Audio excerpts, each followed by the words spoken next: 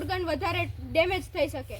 તો ત્યાં છે ને આજુબાજુમાં કોટન કાંઈ ચૂની હોય, આપણી પાસે રૂમાલ હોય, એ આમ સ્ટેબલ કરી આમ રાખી દેવાનું, બરાબર.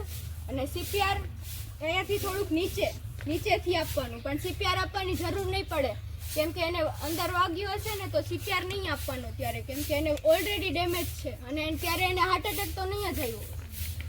વાગ્યું ને હાર્ટ એટેક આવ્યું, બે એક સાથે શોક લાગ્યો હોય અચાનક તો હાર્ટ એટેક નો આવી જાય, કે પડ્યો શો એકદમ શોક લાગે તો હાર્ટ એટેક ન આવે.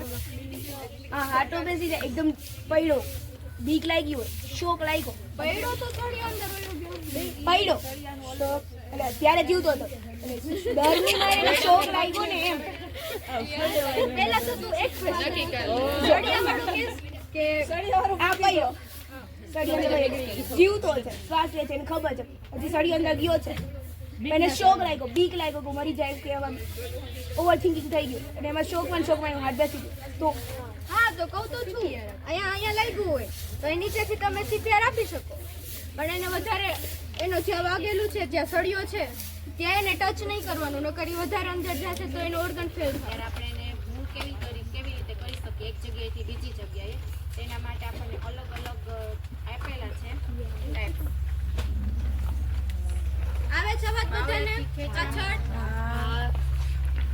બાવડાથી ખેંચા છે, હાથનો ભાગ છે ત્યાંથી આપણે પેશન્ટને કેવી રીતે આગળ પાછળ ખસેડી શકીએ એના માટે આપેલું છે. ધાબળેથી ખેંચ, આપણી પાસે કોઈ એકદમ ઊંચી થયેલ વ્યક્તિ હોય ત્યારે એને નીચે કોઈ પણ કાપડ પાથરી અને એને ત્યાંથી કેવી રીતે ખસેડવા, પછી પાછળના ભાગ ઉપર કેરી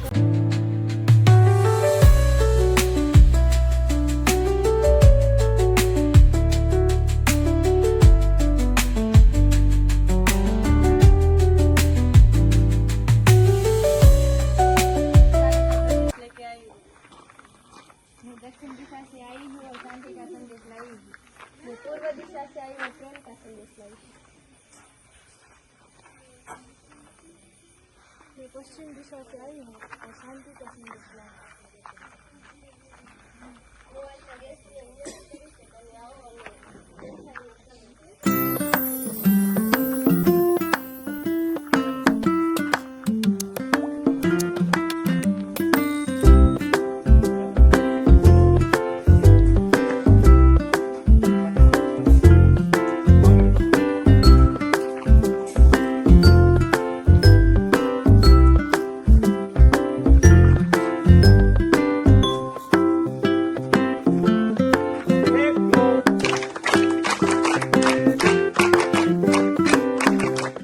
બધા જ પોતાના સ્થાન ઉપર બસી જઈશું.